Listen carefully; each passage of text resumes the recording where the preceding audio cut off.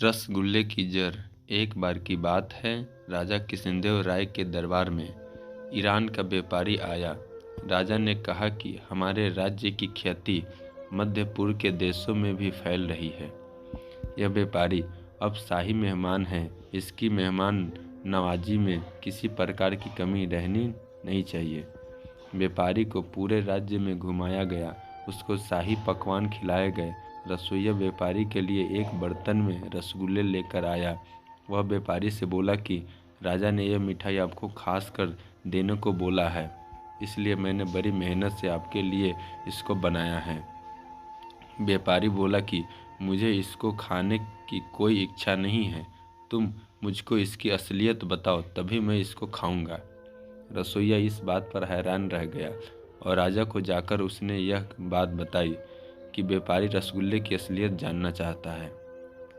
राजा ने कहा कि वह हमारा शाही मेहमान है, इसलिए वह जो भी पूछ रहा है उसको बताना होगा। कल मैं दरबार में सभी से इसके बारे में पूछूंगा।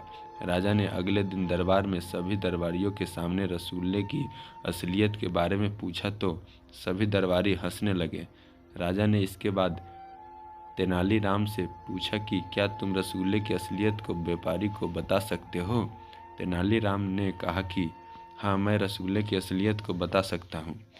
इसके लिए मुझे चांदी की कटोरी और एक चाकू चाहिए। राजा ने कहा कि तुमको जो चाहिए वह तुमको मिलेगा, लेकिन तुम इसकी असलियत बताओ। अगले दिन दरबार में तेनालीराम चांदी के कटोरे को मखमल के कपड़े से ढक कर लाया। उसने व्यापारी के सामने मखमल का कपड़ा हटाकर कहा कि यह है रसगुल्ले की असलियत। व्यापारी उसको बड़े ही मज़े से खाने लगा। अब राजा ने देखा तो उसमें गन्ने के कटे हुए टुकड़े थे। राजा बोले, तेनालीराम, तुमने रसगुल्ले की असलियत कहकर व्यापारी को गन्ने के टुकड़े खिला दिए। तेनालीराम ने कहा कि महाराज, रसगुल्ला चीनी से बनती है और चीनी गन्ने से बनती है, इस तरह रसगुल्ले की असलियत गन्ना ही हुआ।